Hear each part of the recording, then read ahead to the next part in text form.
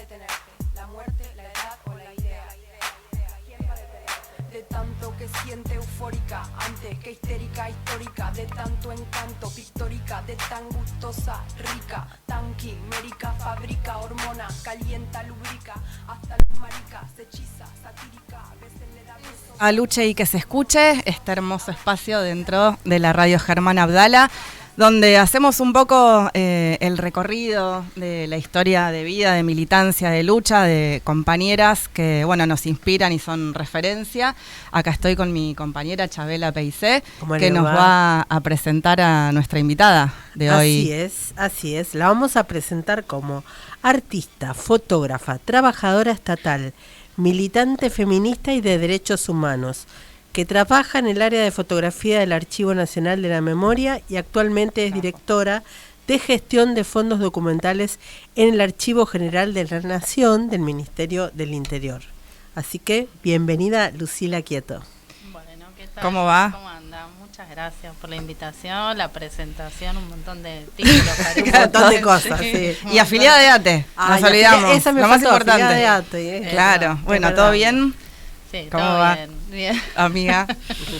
Bueno, un poco para esto, lo que dije como al inicio, ¿no? La historia de vida, de militancia, de compañeras que nos interesan, que también nos agitan un poco a pensar en estos tiempos turbulentos y violentos que vivimos, para seguir como imaginando posibilidades, ¿no?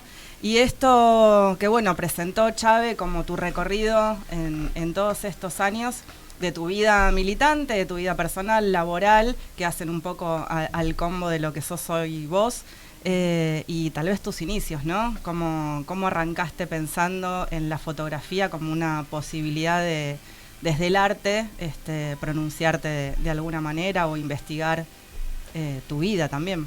Sí.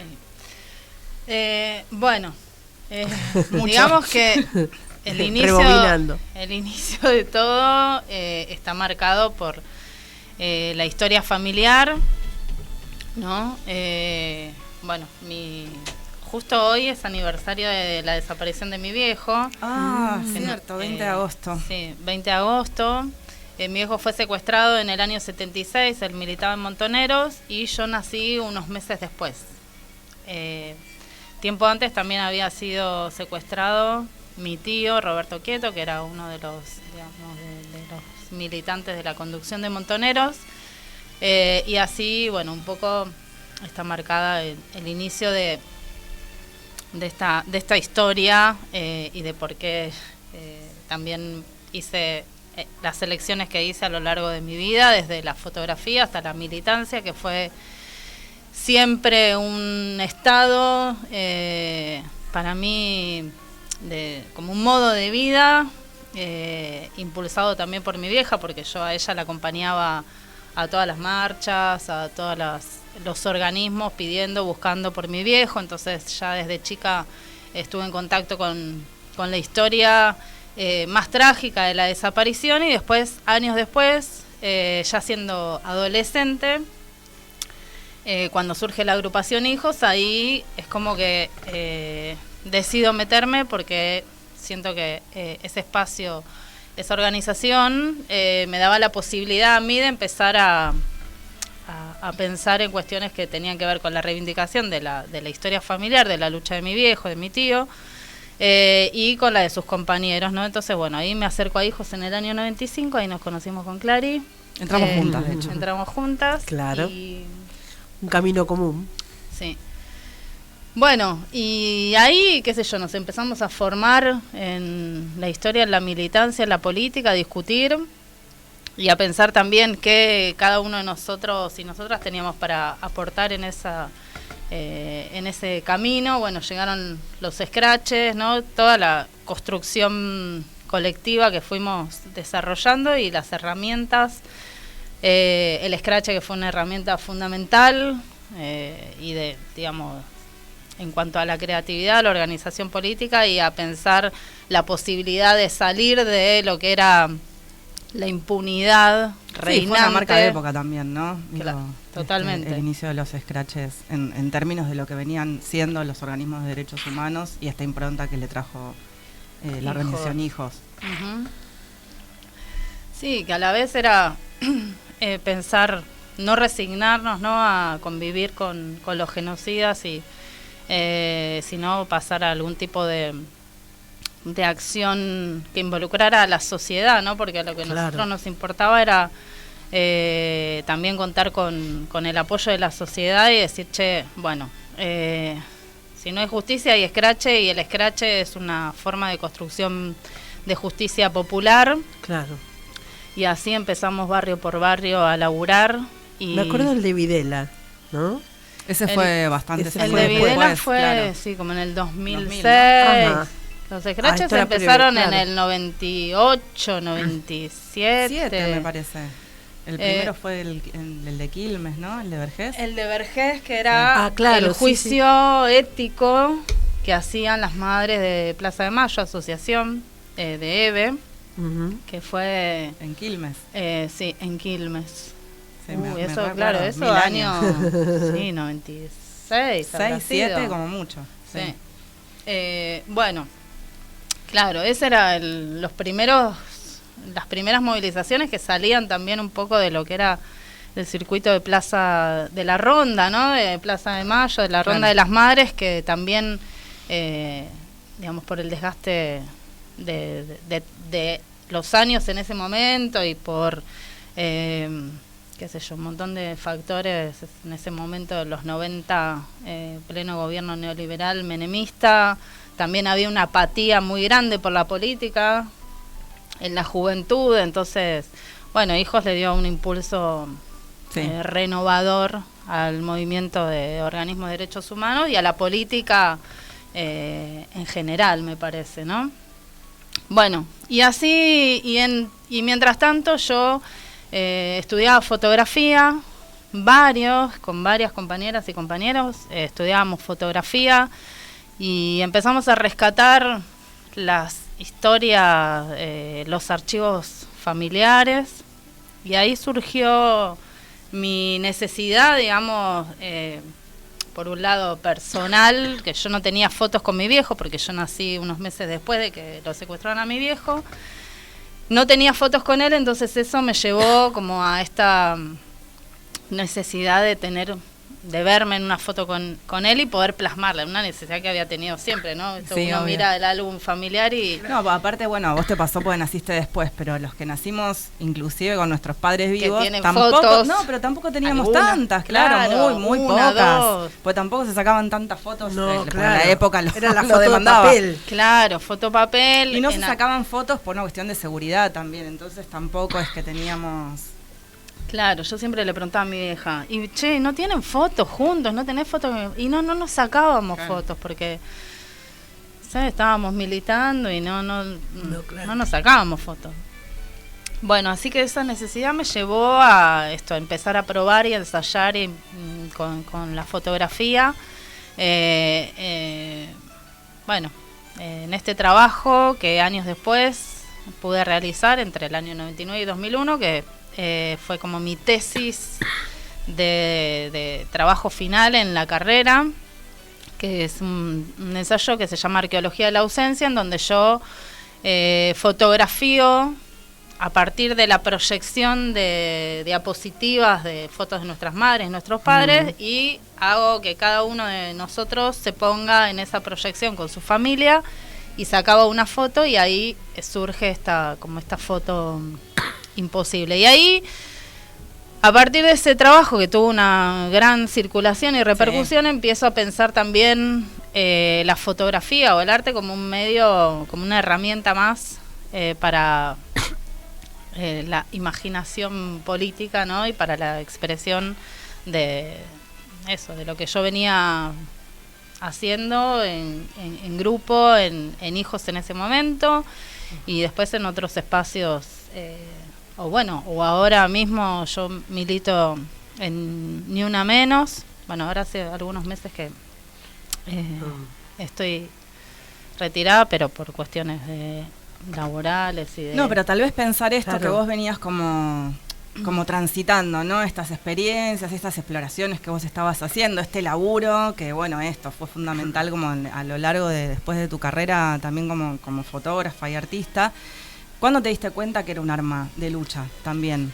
Esta expresión desde el arte, ¿no? Digo, porque vos lo que estás comunicando en esas imágenes, bueno, es una imposibilidad real, pero que bueno, también traduce lo que significó en la historia de vida de cada uno de nosotros como familia, y también como sociedad, ¿no? Digo, porque esto nos estaba pasando a todos como sociedad. Entonces es una imagen muy fuerte, era muy novedoso en ese momento, Harry Potter te lo robó muchos años después, tal cual. Digo, pero en ese momento fue muy novedoso, muy potente, y bueno, esto, ¿vos registrabas ya en ese momento que era una posibilidad también de no solamente expresión, sino también parte de tu militancia?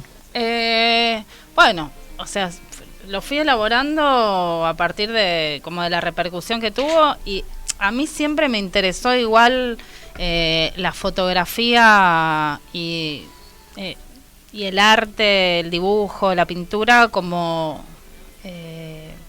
modo de eso, de como de poder contextualizar o poner en símbolos o en imágenes algunos procesos históricos que eran como quizás a veces son demasiado complejos para contarlos o transmitirlos, y a partir de eso, de una imagen, de la creación de una imagen, a mí me resultaba como más potente para poder expresarme. Así que, bueno, es como el medio de expresión que yo elegí, y además siempre me pareció interesante la posibilidad de sintetizar en imágenes o de explorar otro tipo de imaginarios a partir de esto, de una fotografía o un dibujo. El arte como herramienta para hablar, ¿no? Claro. Y para... Sí, y como expresión de memoria colectiva, que no es menor, ¿no? Totalmente. En esto me parece que lo encontraste ahí. Sí, bueno, porque yo siempre digo, o sea, a mí me un poco algunas líneas de artistas, qué sé yo, cada uno hace lo que se le canta, o lo que puede, o lo que tiene en su conciencia también, pero yo no hablo de mi obra, ¿no? Como de mi trabajo, o sea, sí, es el trabajo que yo realizo y que materializo, pero siempre está en un contexto que yo lo pienso en función de un colectivo, ¿no? De otros, con otras, como es la síntesis también de lo que yo voy discutiendo y construyendo junto con compañeras y compañeros en ese momento cuando fue Hijos. Entonces, no es que es una idea que yo tuve, sino que pude llevar adelante la necesidad o las ganas que muchos teníamos de tener una foto con nuestros viejos. Claro. Y además que el trabajo de Arqueología de la Ausencia expresaba una falta en personal en mi álbum familiar, pero yo desde el primer momento dije, yo quiero contar acá con este trabajo de fotos la historia de toda una generación, que era la nuestra como hijos e hijas, que crecimos sin nuestra parte de nuestra familia, pero era la historia de ellos también, ¿no? De la militancia de los 70, de nuestra madre, de nuestros padres, que asumieron ese compromiso de lucha que los llevó hasta, bueno, situaciones de muerte, ¿no? De desaparición.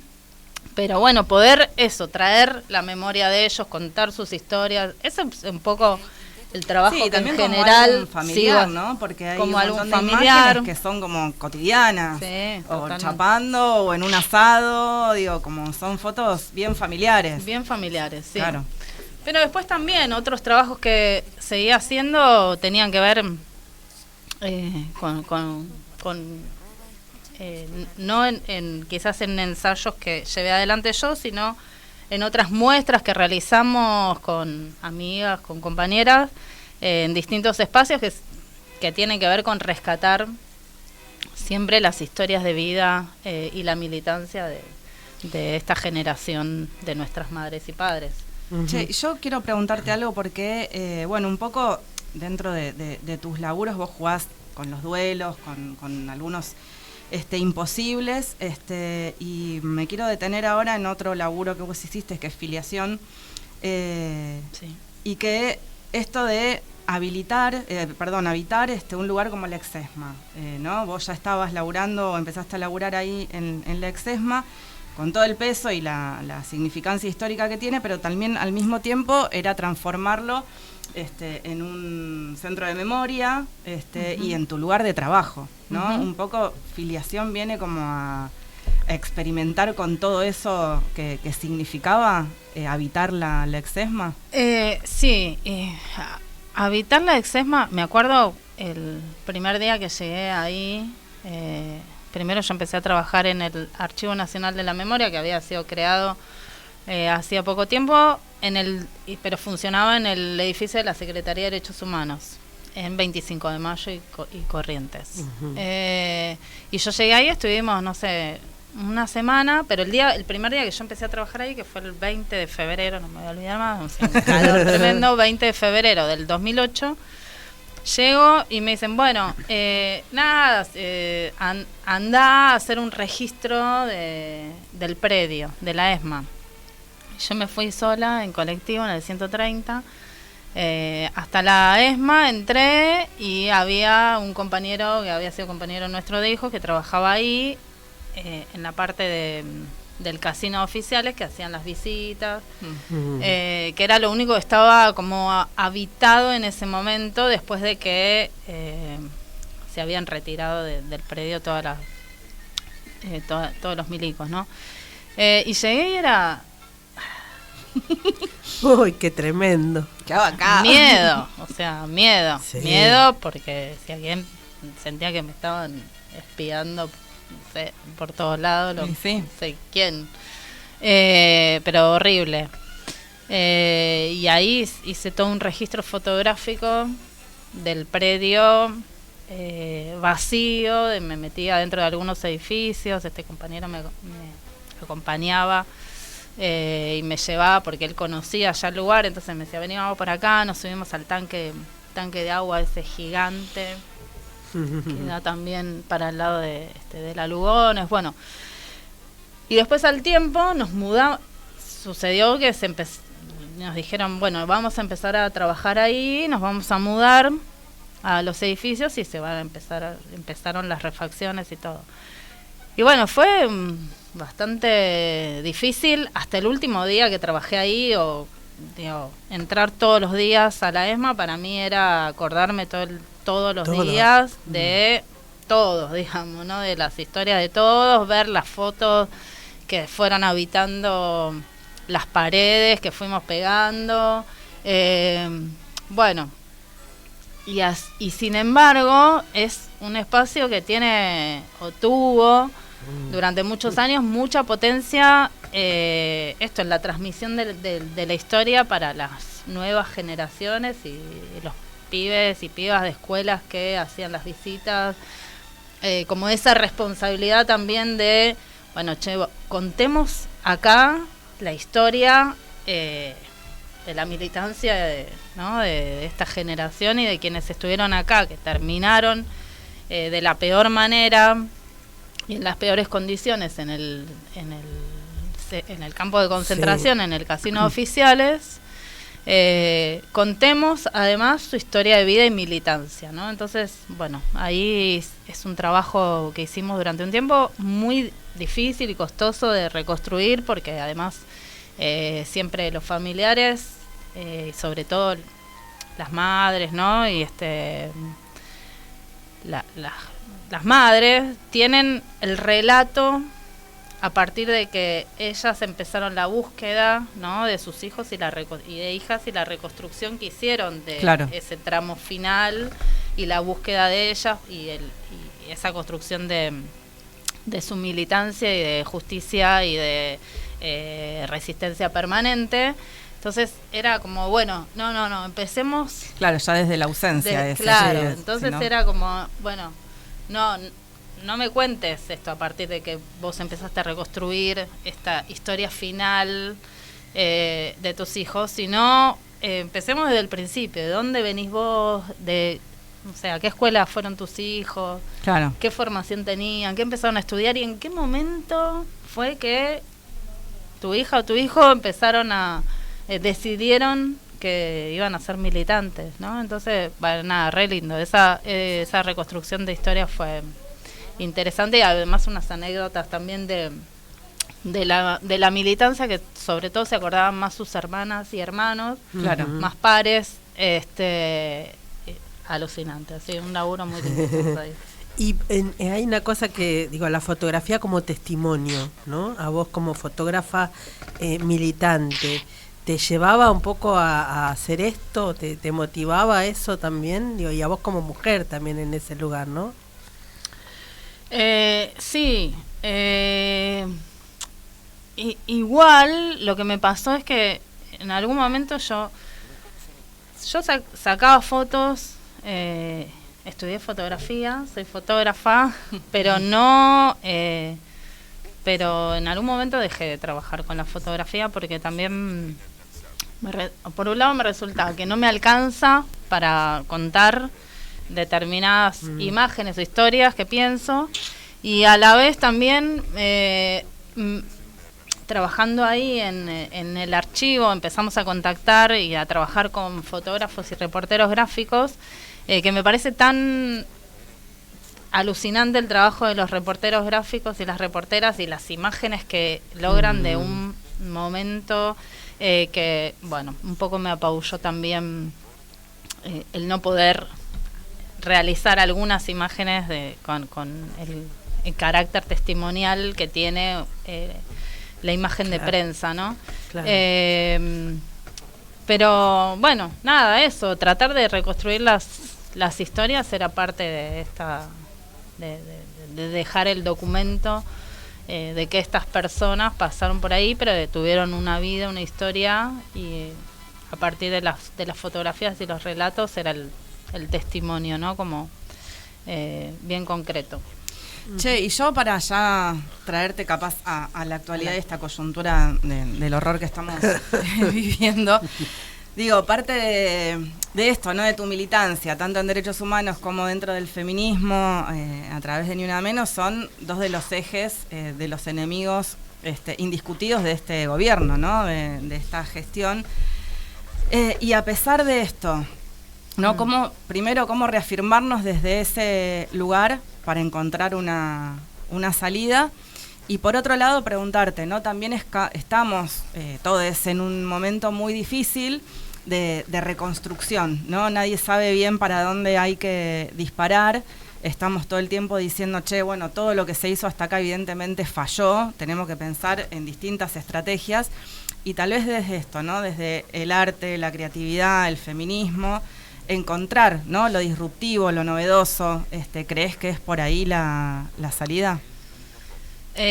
Sí, por supuesto. Creo que igual, sí, somos, digamos, militantes del feminismo, de distintos espacios dentro del feminismo, y eso va de la mano de ser militantes de derechos humanos, ¿no? O sea, el feminismo y los derechos humanos es parte de el mismo laburo para pensar, para llevar adelante, para seguir construyendo.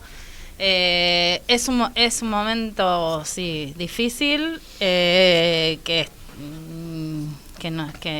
como que nos apabulló, como que nos desordenó. Claro. Y además también muchas de las referencias que teníamos, bueno, me parece que está bueno empezar a cuestionar, ¿no? Sin miedo, porque la política es eso, es empezar a discutir, a construir, a pensar nuevas estrategias para ver cómo nos reorganizamos.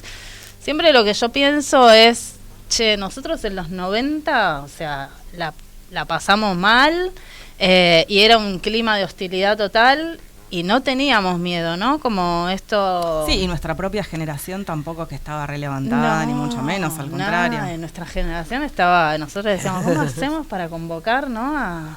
que Claro. estaba, ni me acuerdo en qué estaban, pero no estaban. No No, estaban. la política, claro, y todo. O sea, hablar de política era mala palabra, ¿no? Sí, el peronismo Como también era mala el palabra, peronismo porque mala era puro palabra. menemismo lo que estábamos viviendo. Claro, era muy difícil. Así que me parece que, primero eso, que no hay que tener miedo, ¿no? Que hay que salir a la calle, hay que cuidarse, ¿no? Tenemos que volver a pensar en que este es un estado represivo, violento, y que tenemos que cuidarnos, que tenemos que volver a reflotar viejas estrategias de cuidados, ¿no? Que perdimos durante estos últimos 20 años porque Sí, la coyuntura mal era que mal, distinta. digamos, los últimos los últimos años, por más que tuvimos gobiernos espantosos, desde el macrismo y Sí. el albertismo. Sí, esto está como aparte, ¿no? Es otra cosa. Digamos, claro, bueno, nada, teníamos como durante los últimos 4 años teníamos una seguridad de esto, de poder salir a la calle. Sí, y algunos que- límites se respetaban, ¿no? Y es como que ya Sí, no hay hoy- más límites. Es como que se volvió a tiempos que no habíamos conocido por ahí, ¿no? Sí. Sí, o que no nos acordamos, ¿no? O que no nos acordamos, Pero bueno, porque ponele, cuando nosotros íbamos a los scratches, que nos íbamos a la puerta de la casa de los genocidas, primero teníamos que pasar la hostilidad que nosotros creíamos que íbamos a tener de parte de la sociedad, ¿no? Bueno, volver a... Entonces, ahora pienso lo mismo, ¿no? Hay que volver a hablar con la sociedad, con nuestros vecinos, ¿no? Con... Interactuar de nuevo. aunque sea difícil, pero por ejemplo, ahora estamos pensando con un grupo de compañeros y compañeras de hijos para el 30 de agosto, que es el Día Internacional del Detenido Desaparecido, salir a pegar las fotos de los desaparecidos y las desaparecidas, ¿no? Otra vez. O sea, otra vez volver a poner sus caras, hacer una pegatina y volver a charlar con la gente que está en la calle, con el que pase y que nos diga, no, bueno, vení, Sí, como charlemos, que la memoria ¿no? vuelve a ser dialogar. circular, ¿no? Como que en Eh, algún punto volvés a Y además hay empezar. que salir de un poco del encierro de nuestras casas. Y la virtualidad. Sí, de la virtualidad, de como hacernos el espacio y el tiempo para volver a charlar con otros, porque de alguna manera tenemos que reconstruir esto que está roto, que es el tejido social. Y bueno, y la reconstrucción es salir a la calle, hablar, organizarnos, juntarnos con, no sé, con todos los focos que nos están bombardeando y Claro. organizarnos, ¿no? Ahí en el díptico de Arqueología de la Ausencia aparece una frase que es poner el cuerpo, ¿no? Digo, sería eso, Sí. volver a poner el cuerpo. de Poner el alguna manera. cuerpo, cuidándonos, Cuidándonos, ¿no? por Porque, supuesto. Digo, volver sí, a poner el algún cuerpo en registro este cara a cara, en este mano a mano, en este volver a dialogar, en este interactuar, para rescatar desde ahí estas cuestiones que fueron parte de la vida de todos y todas, para construir una sociedad diferente, ¿no? A la que vivimos.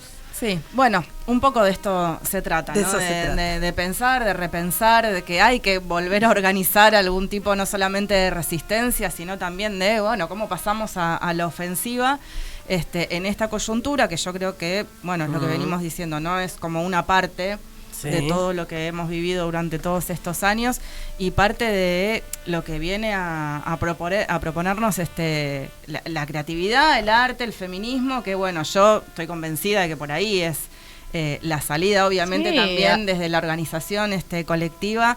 Y además tenemos un montón hay un montón de referencias que ya no funcionaron, ¿no? Referencias de medias, ¿no? Sí, sí, Compañeros o que estuvieron en la función pública o en organizaciones que no, o sea, no te funcionó. Lo que propusiste no funcionó o te equivocaste, chabón, porque en general muchas veces y la mayoría de las veces son los chabones los que no, correte, Sí, ¿no? sí, Ahora sí, sí. otra vez venimos nosotras que venimos discutiendo y organizándonos hace tiempo y que pudimos incluso imponer de una manera constructiva nuestras demandas, nuestras necesidades, que seguimos seguimos pensando en cuestiones que son fundamentales, que es la organización, la discusión, planteando que siempre las inclusive mujeres... la atención desde nuestras diferencias, porque obviamente las tenemos, pero Sí. sin embargo como poniendo por delante la construcción, ¿no? Y podemos Cierto. discutir y matarnos Y discutiendo y seguimos y nos juntamos y marchamos, nos organizamos y sabemos cuáles son las cuestiones importantes. Y hay un montón de compañeras y compañeros que son referentes y que bueno, y que tenemos que levantarlos más y sostenerlas porque es lo que nos va a llevar a la Sí, victoria. De eso se trata. Bueno, es un buen cierre. Ya tenemos que ir terminando, así que bueno, nos quedamos con esto. Sí, ¿no? nos quedamos y queda ahí para hay pensar. que ponerle cabeza y aprender Así es. también de las construcciones positivas que sí hemos sabido crear en todos estos años y que van por el lado del feminismo. Tiene que ser ahí la salida y esa tiene que ser también la estrategia que nos demos para cuando esta pesadilla termine. Así que bueno, muchas gracias, Bueno, amiga Lu. gracias. Gracias a Y nos vemos la ustedes. semana que viene. Recuerden que ahora estamos los miércoles A las 12, así es. Adiós. A las 12. Chao. Chau. Bobo como mono, no sabe a quién seguir, no sabe a quién elegir, no hay candidato ni candidata, son todas ratas, mentira las encuestas, por eso yo